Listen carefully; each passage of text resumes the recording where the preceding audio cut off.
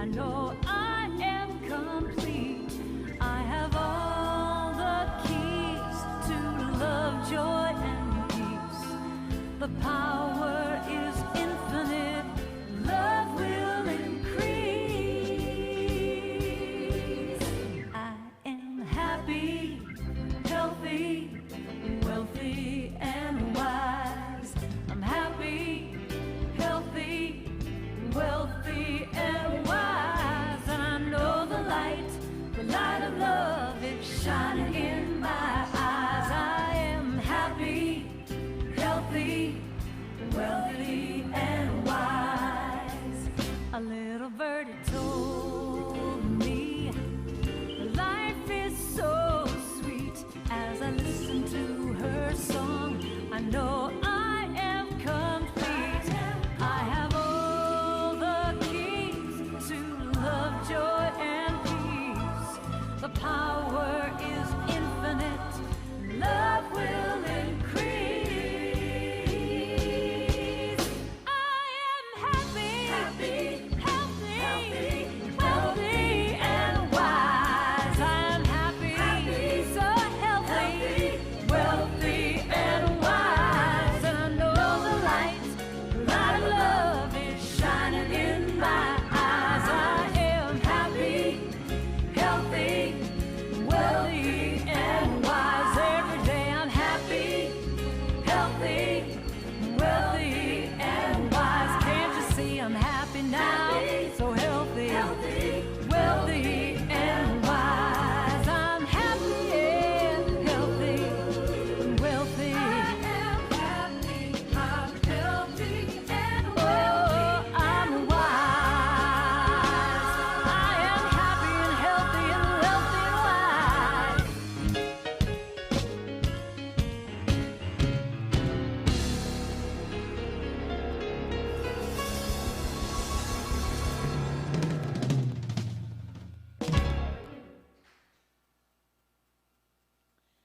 All right, good morning, everybody. How are you this morning? Such a beautiful day, isn't it? Welcome to all those of you who are out there in TV land also. And so this morning we have a special new musician, and his name is Doc Wilson. So he's going to play some beautiful music for us.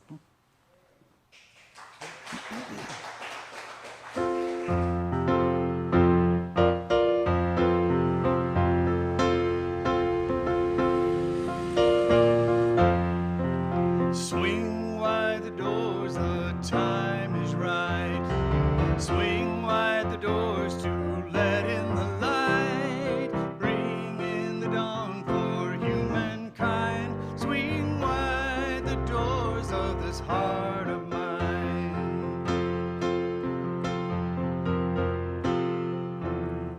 I'm not holding it in anymore. I'm gonna shout it out loud. I understand now what I am here for and what this life is about. It's about love, it's about laughter, it's about comfort and smiles. It's about love, it's about kindness, it's about hearts open wide. It's about love, it's about passion, about taking a chance. It's about love, it's about service, it's about lending a hand, about lending a hand. Swing wide the doors, the time is right. Swing wide the doors to let in the light. Swing wide the dawn for a humankind. And swing wide the doors of this heart of mine.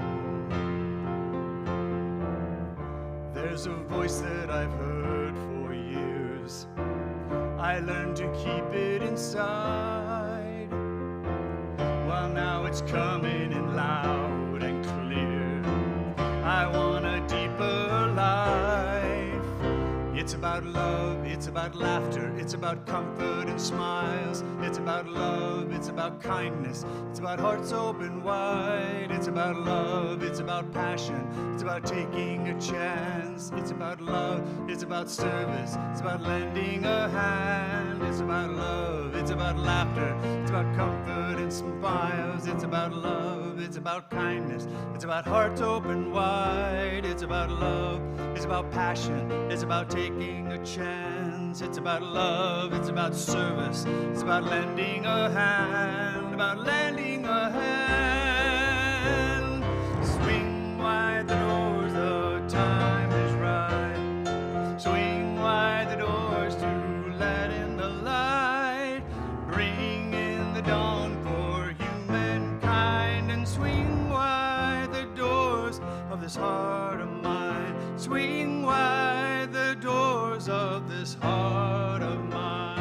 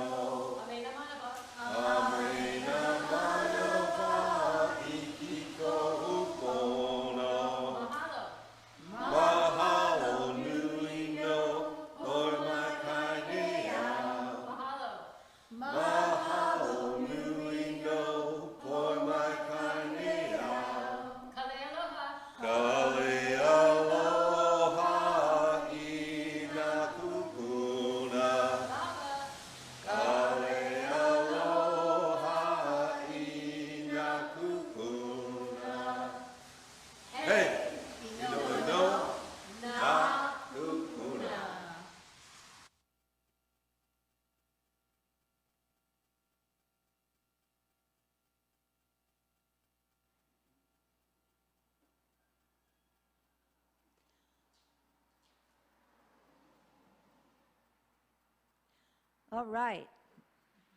So, welcome back, and let's begin by opening this service with a prayer. Everybody just settle in and close your eyes if you like, and take some deep breaths. Get comfortable. Let's all know together that everything is exactly as it should be today. That right in this very precious moment, the spacious present, let's just know that everything is working out for each and every one of us on absolutely every level. Let's know that somehow we've been divinely guided to be exactly where we are, wherever we are in our world, in our lives. And let's know that whatever happens in these next moments, in this short amount of time, in this spacious present, in this now that we're always in, let's just know that everything that we need is in this moment. The words that we need to listen to, the ideas that need to form within our minds, the love, the understanding, the compassion, that all of it is right here and right now. And it always is. But let's be in this moment. Let's be fully present, completely let go of anything that has come up to this moment. Leave it at the door, wherever that door might be for you right now. And let's just be in this moment, throughout this service at least. And let's know together that everything is working out for each and every one of us. And it's a new month and a new beginning, and new ideas are coming into our minds right now. Let's pay attention to those and be present for them. Let's let go of anything that no longer serves us, and so it is. All right, so first let's start with our vision statement, which is awakening humanity to its magnificence. And also our mission statement, to provide an environment of aloha, inspiring a spiritual approach to living.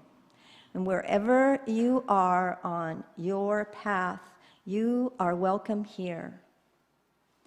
Let's turn off our cell phones if we're here. Don't do that if you're at home and you're watching. Let's try to remember to not sing. The singing spreads the stuff, the droplets or whatever they are, that misty stuff. Okay, because we can project. So let's also remember to not chant, and let's just stay in our 6 feet bubble and know that we are all perfectly safe wherever we are. So now we're going to start with our creative thought, and that's going to be Susan Gregg. So let's welcome her.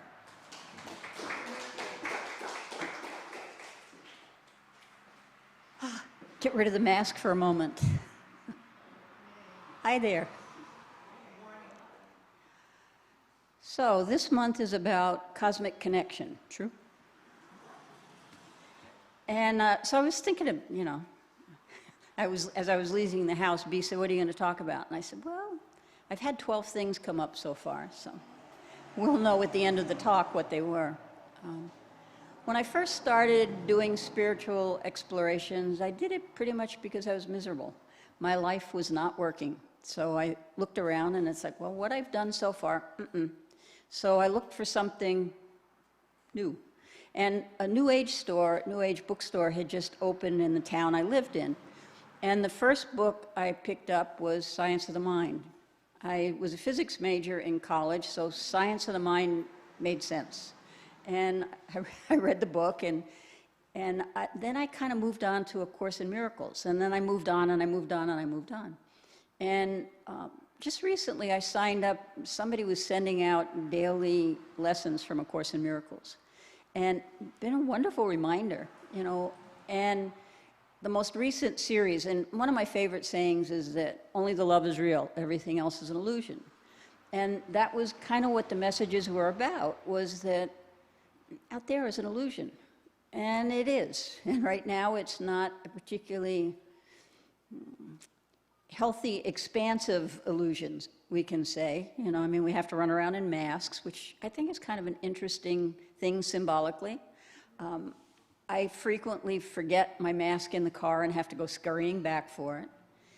And I've missed the smiles. I've missed the facial expressions. I've missed that. And so I thought, well, I can worry about what I can't have, people's full faces, or I can just start looking at the eyes. And the eyes is a doorway to the soul. So I've been enjoying that. I've been enjoying just connecting with the eyes. And one of my teachers years ago used to talk about eye kisses.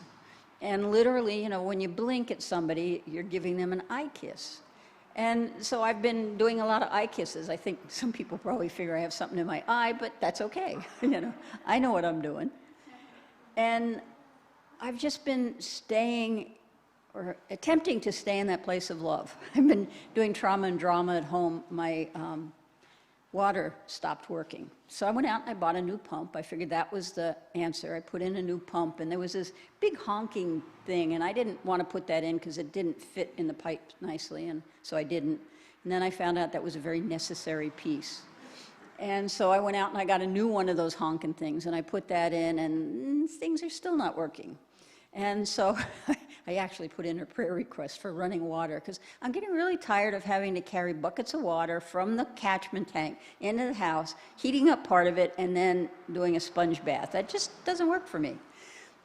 And so it was funny. So the night before last, it was like, I've had it. I am going to take a shower. And the water stayed on just long enough for me to wash my hair, which was an improvement. And then last night, it stayed on long enough for me to wash my hair and allow the warm water to run over my body. So it was an improvement, you know.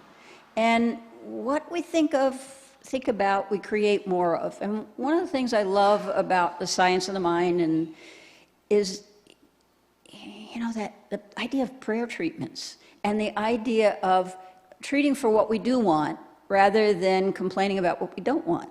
Because my mind has a tendency at times to complain about what it, you know, especially with this water thing. It's like, I want water. I don't want to have, you know, and it's like, no, we have water.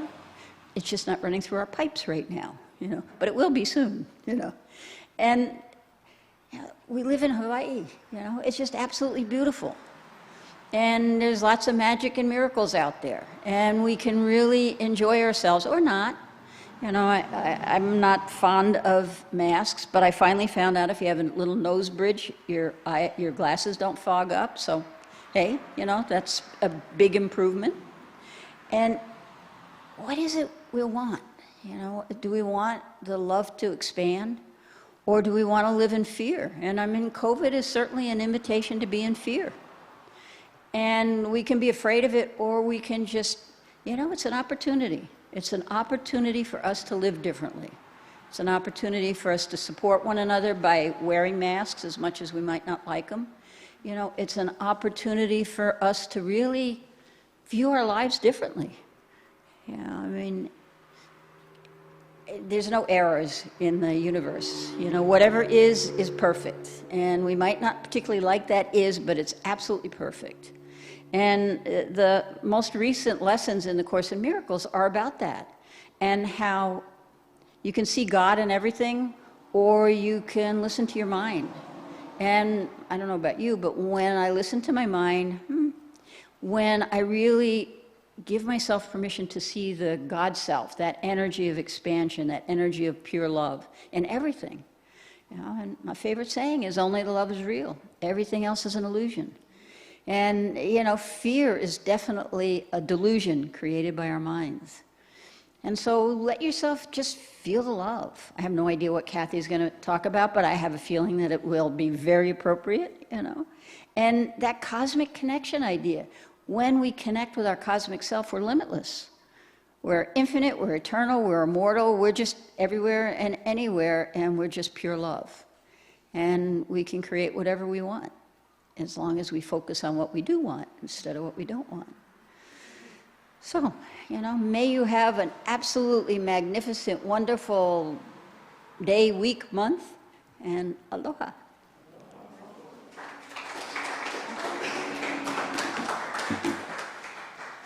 All right. So now we're going to have some more music. Not this. Oh, well. Yeah. I'll keep it on for a minute. Sorry. While you sing, yes. Thank you. Doc Wilson.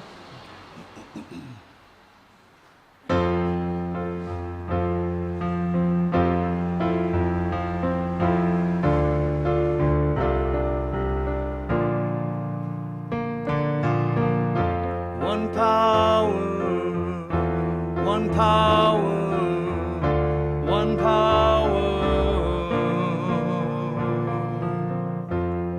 There's one power invisible, and you see it everywhere and every day. One power indescribable, and you speak of it with every word you say.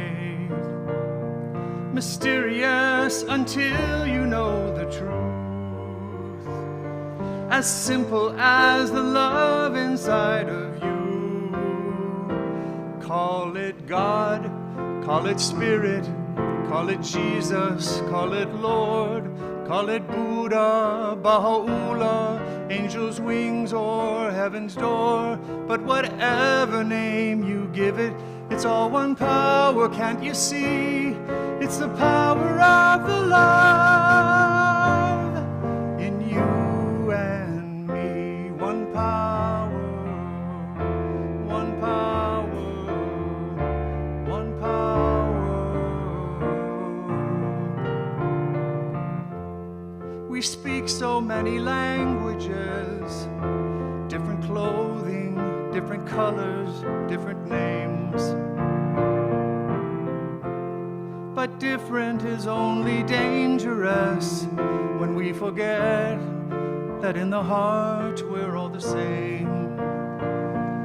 Remember, once we close our eyes to see that such distances were never meant to be. Call it God, call it Spirit, call it Jesus, call it Lord, call it Buddha, Baha'u'llah, angel's wings or heaven's door. But whatever name you give it, it's all one power, can't you see? It's the power of the love in you and me. One power, one power, one power, one power, one power, one power.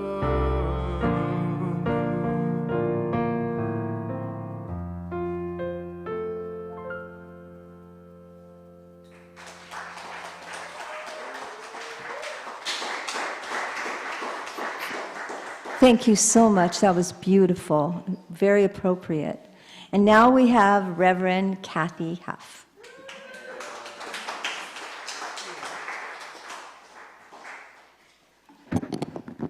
Good morning. That was so beautiful. And Susan, thank you for your wonderful creative thought.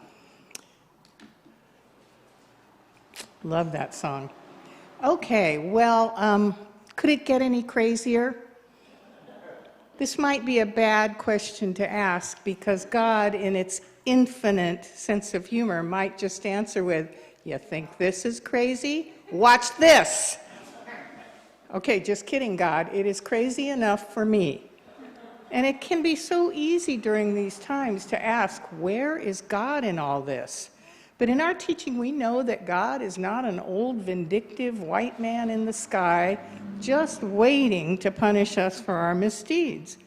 Rather, we know that God is that within us that patiently awaits our discovery of our own power as co-creators and responds to us, responds to our deepest beliefs by bringing them into form, whether we judge the form to be good or bad.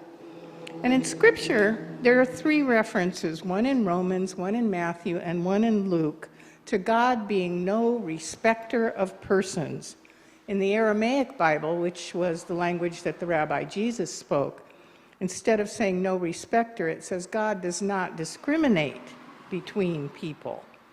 Metaphysicians would say that this means that the law of cause and effect is no respecter of persons. It just responds without discrimination, and our lives become a mirror of our beliefs. Or as Dr. Holmes wrote in the Science of Mind text, the relationship between the individual and the universal mind is one of reflection. What we image for ourselves, it images for us.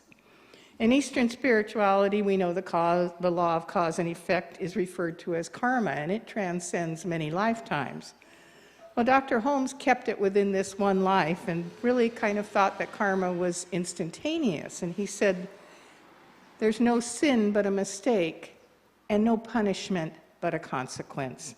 Well, God knows we've got some heavy-duty consequences at play right now.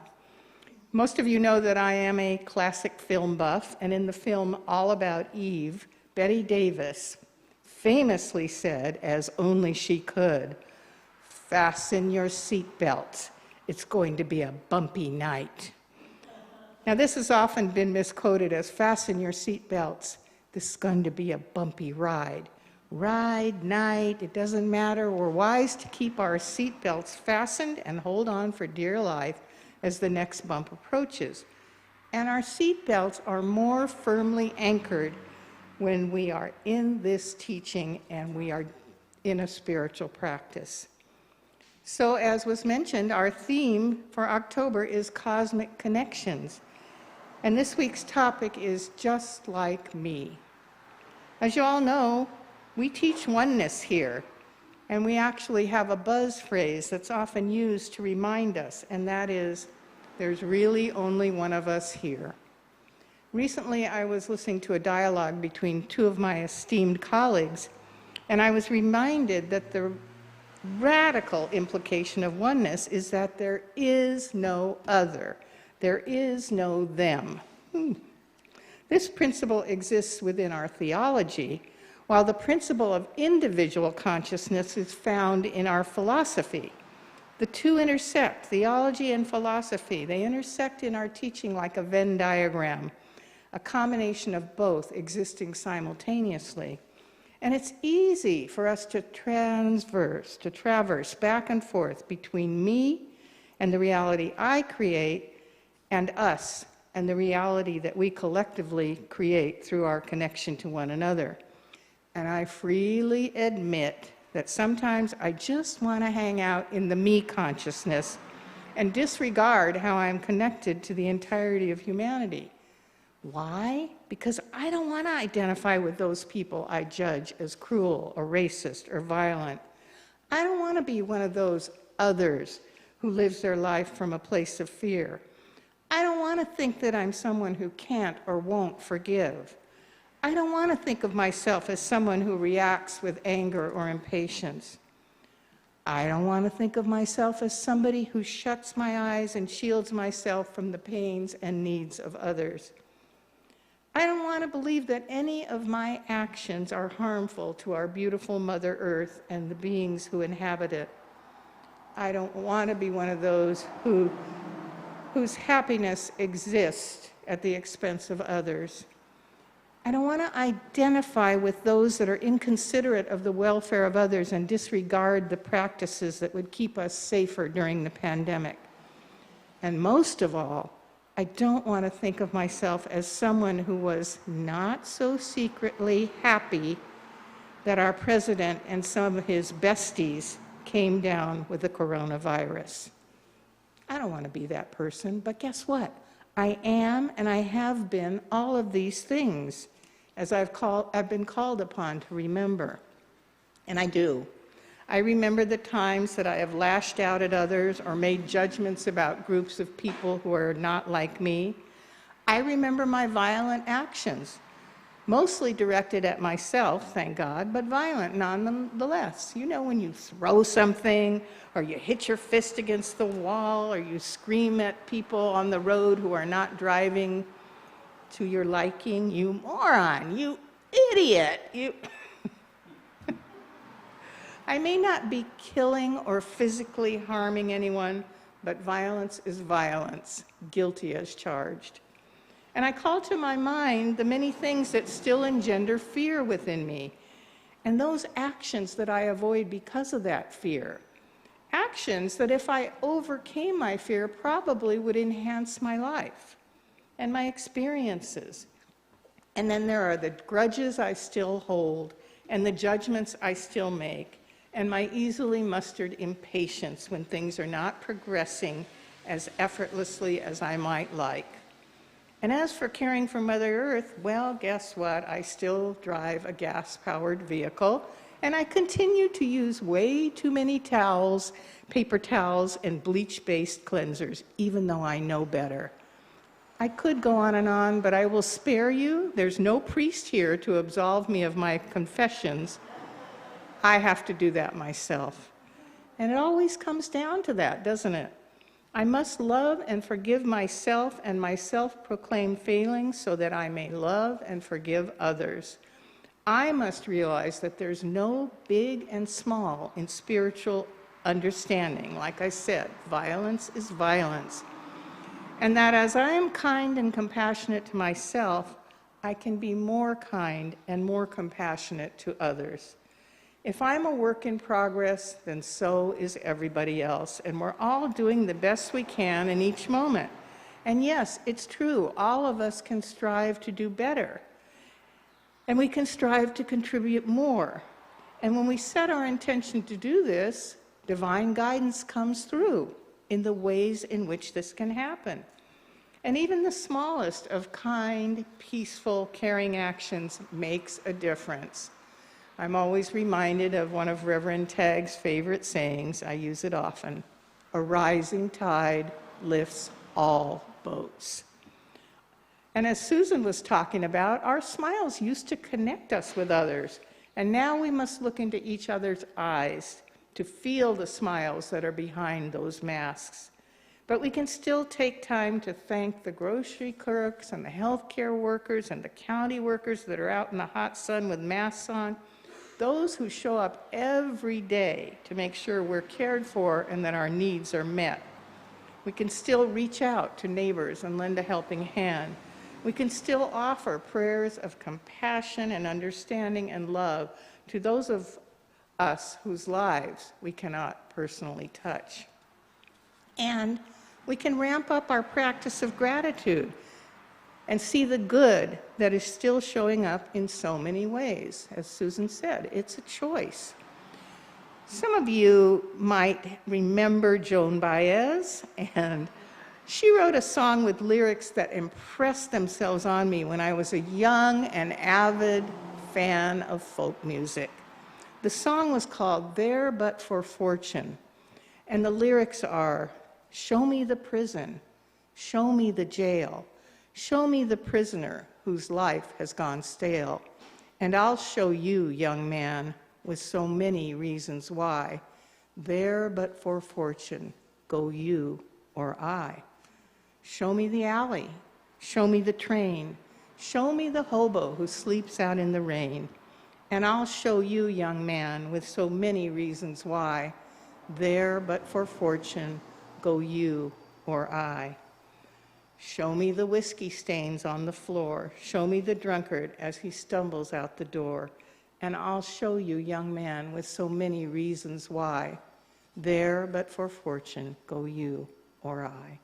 Show me the country where the bombs had to fall. Show me the ruins of the buildings once so tall. And I'll show you, young man, with so many reasons why, there but for fortune go you and I. Now, I don't know whether we choose our circumstances when we incarnate on these planes. Some people really firmly believe that, but I don't know. But what I do know is that the playing field is not even when we arrive here. I was born into white privilege. I was loved by both my parents. We always had food on the table and clothes on our backs. We lived in a nice house, in a safe neighborhood, and I attended good schools. I was sheltered until life took a turn in my early teen years, and the shelter was radically dismantled and disrupted by my father's suicide. But still, I came from a background that cushioned me and provided me with enough inner strength to deal with life blows in ways that did not permanently harm me or inflict harm on others. I was gifted with skilled counselors and caring teachers and mentors who helped me navigate the twists and the turns in my life. And I was relatively untouched by the horrors that so many face from their early childhood into adulthood. There, but for fortune. Now, during the program I planned for the International Day of Peace last month, I included a poem by one of my favorite teachers, spiritual presences on this plane, Thich Nhat Hanh. And the poem was called, Please Call Me by My True Names. Before I read it, I want to read how he prefaced the poem. He said, after the Vietnam War, many people wrote to us in Plum Village. We received hundreds of letters each week from refugee camps in Singapore, Malaysia, Indonesia, Thailand, and the Philippines. Hundreds each week. It was very painful to read them, but we had to be in contact. We tried our best to help, but the suffering was enormous, and sometimes we were discouraged. It is said that half the boat people fleeing Vietnam died in the ocean. Only half arrived on the shores of Southeast Asia. There were many young girls, boat people, who were raped by sea pirates. Even though the United Nations and many countries tried to help the government of Thailand prevent this kind of piracy, sea pirates continued to inflict much suffering on the refugees. One day, we received a letter telling us about a young girl on a small boat who was raped by a Thai pirate. She was only 12, and she jumped into the ocean and drowned herself. When you first hear of something like that, you get angry at the pirate. You naturally take the side of the girl. As you look more deeply, you will see it differently. If you take the side of the little girl, then it's easy. You only have to take a gun and shoot the pirate. But we can't do that. In my meditation, I saw that if I had been born in the village of the pirate and raised in the same conditions as he was, I would now be the pirate. In my meditation, I saw that many babies are born along the Gulf of Siam, hundreds every day. And if we educators, social workers, politicians, and others do not do something about the situation, in 25 years, a number of them will become sea pirates. That is certain. If you or I were born today in those fishing villages, we might become a sea pirate in 25 years. If you take a gun and shoot the pirate, you shoot all of us, because all of us are to some extent responsible for this state of affairs. So after a long meditation, Thich Nhat Hanh wrote this poem, and he said, in it there are three people, the 12-year-old girl, the pirate, and me. And he said, can we look at each other and recognize ourselves in each other? He said, I called the poem, Please Call Me by My True Names, because I have so many names.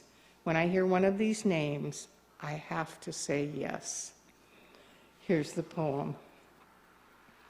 Don't say that I will depart tomorrow. Even today, I am still arriving. Look deeply. Every second, I am arriving. I'm arriving to be a bud on a spring branch, to be a tiny bird with still fragile wings, learning to sing in my new nest, to be a caterpillar in the heart of a flower, to be a jewel hiding in a stone. I still arrive in order to laugh and to cry, to fear and to hope. The rhythm of my heart is the birth and death of all that is alive. I am the mayfly, metamorphosing on the surface of the river. And I am the bird that swoops down to swallow the mayfly. I am the frog swimming happily in the clear water of a pond. And I am the grass snake that silently feeds on the frog.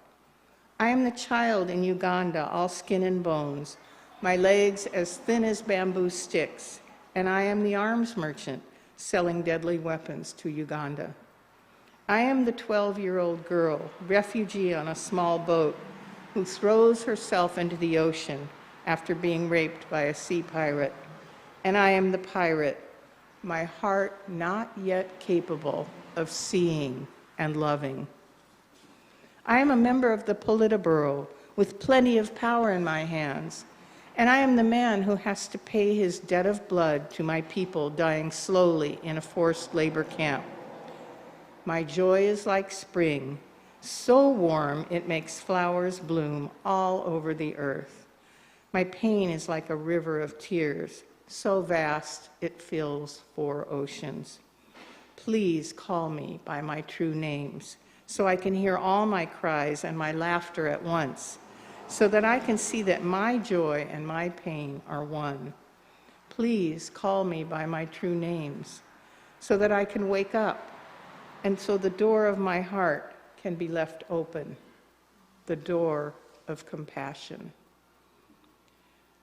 That door of compassion that he speaks about must remain open at all costs, and must begin with the compassion we direct to ourselves, as we forgive ourselves for our perceived failures and our humanness.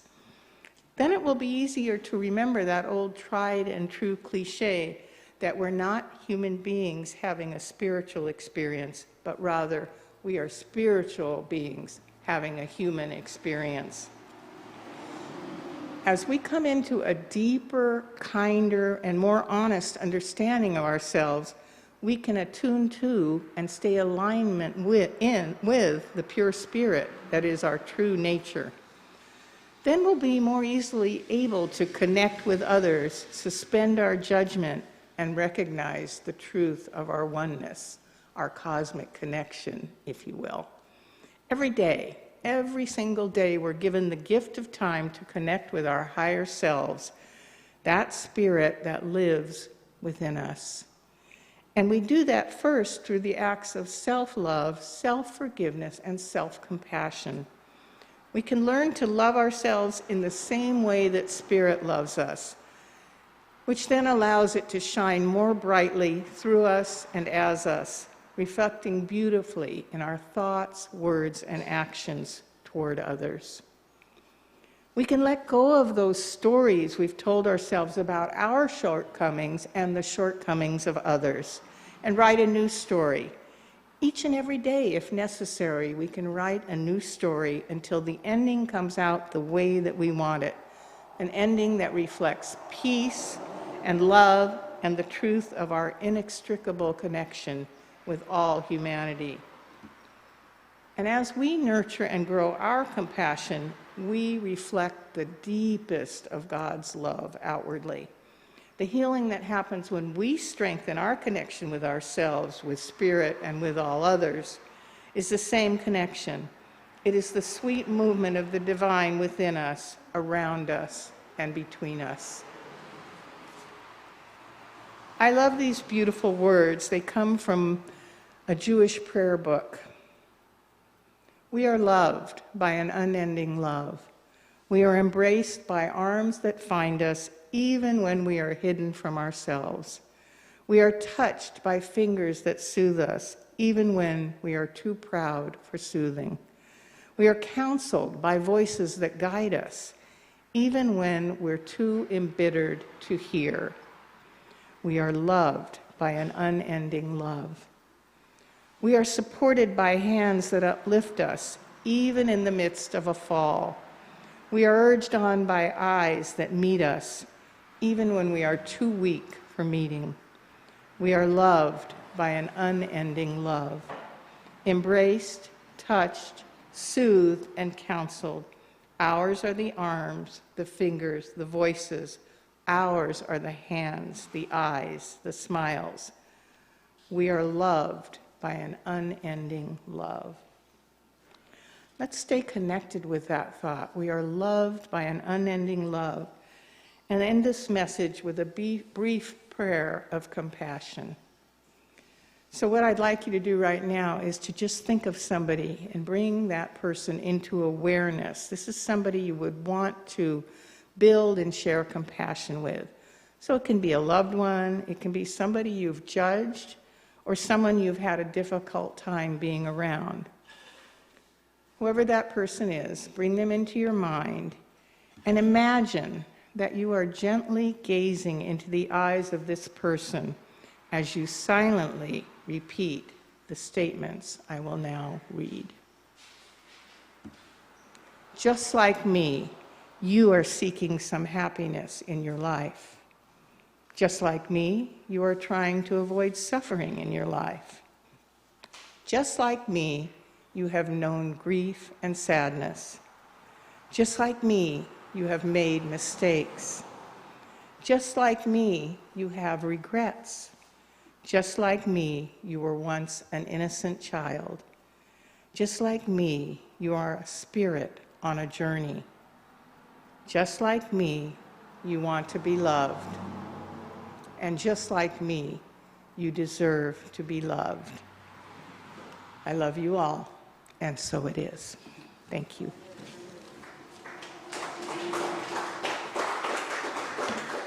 That was really powerful, Cathy. Thank you so much.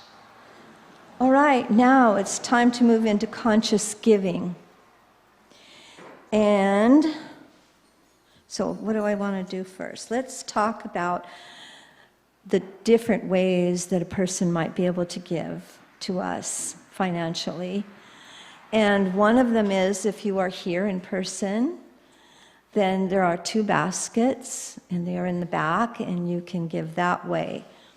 If you need a tax letter at the end of the year, and you want me to know that you've given money so I can attribute it to you, you might want to put it in an envelope. So there's that. Also, if you are at home and you are watching on YouTube, then in the description box under the picture is ways that you can donate. You can go to our website, which is HawaiiCSL and or .org. So HawaiiCSL.org. You can donate there. There's a donate button. All right, you can mail it in. Our address is also on the same website, and it's also in our directory. And those are all the ways that you can give. So let's now hold our gift, our tithe, our donation, our love. Let's hold it in our hands, and you can repeat after me. Divine love in and through me blesses and multiplies all that I have, all that I give, all that I receive, and all that I am. Okay, so I'm going to move into standing in the light, and then we're going to have the musician come back up. So you can come back up. So I just want to say there's two standing in the light for us today. And if you have anything on your mind, just go ahead and think about that, and think about it resolving and releasing it. So the first one is going to be for Sonny and Joan. Know with me that they are receiving strength and that they are healing perfectly right here and right now. Let's know that that healing has already taken place, and that they are experiencing what it would be like to be perfect right now. Okay?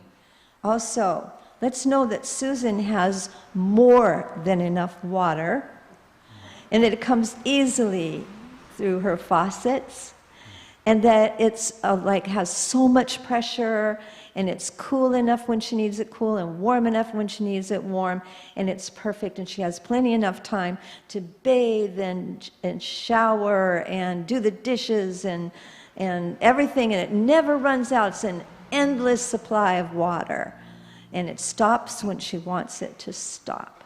Okay. Now let's listen to some beautiful music. So rich, so rich, so rich, so rich, so rich, so rich we are. So rich, so rich, so rich, so rich, so rich, so rich we are. We are so rich. Dripping in joy, dripping in peace, dripping in love. We have everything we need. Dripping in joy. Dripping in love, we have everything we need. We are so rich.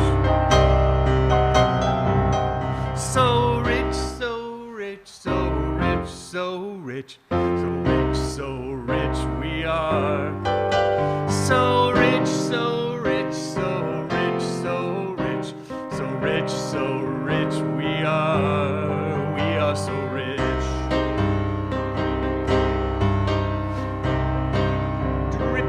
Joy, dripping in peace, dripping in love, we have everything we need. Dripping in joy, dripping in peace, dripping in love, we have everything we need. Yeah, we are so rich. So rich, so rich, so rich, so rich, so rich, so rich we are. So rich, so rich, so rich, so rich, so rich, so rich we are. We are so rich.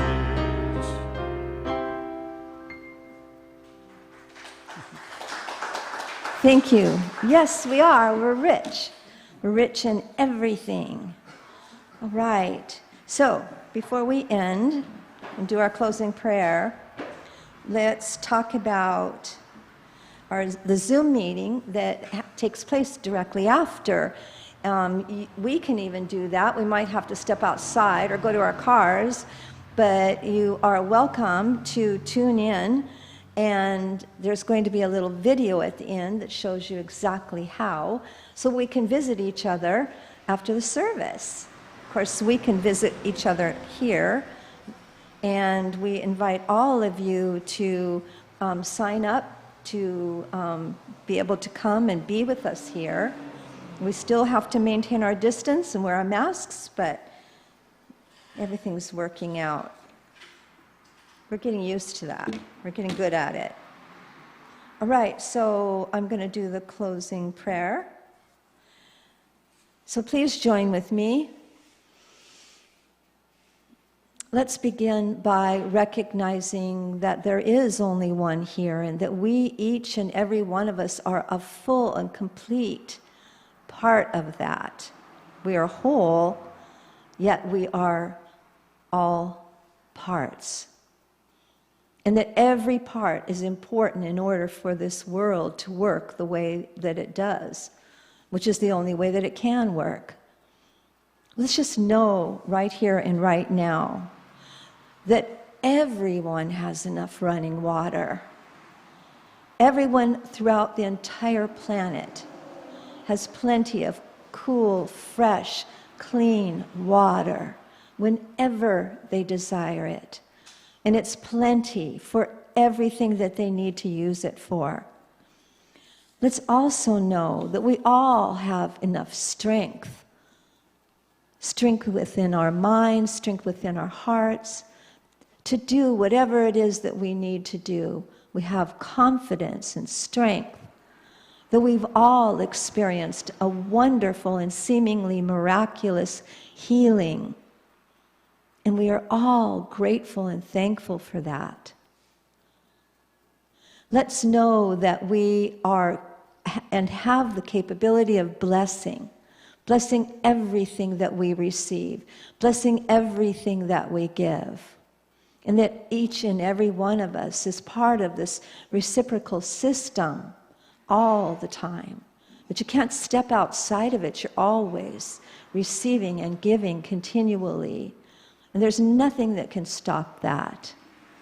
The only thing that we can ever do to it is to make it more loving, make it more kind, make it more compassionate. So let's just recognize we have this ability. Let's know in our hearts that we are enough, that each and every one of us is enough. Let's hold each other capable. Let's know that things are working exactly as they should in order for us to have the beautiful, perfect, wonderful life that we've all been dreaming about and desiring, and that whatever is taking place right now is not a symptom of how bad things are, but it's a system that is put into place in order to heal us all on some level. And that we are all a part of this at all times, and that we can contribute to it by accepting and receiving whatever good we have in our lives right now and focusing on that. But let's let it all go, because we know that it doesn't need us to continually figure it out and to worry over it. That life just works because that's its nature. And let's begin to enjoy ourselves and each other, releasing all that no longer serves us, and so it is. All right, so thank you, and have a wonderful day and week. See you next week.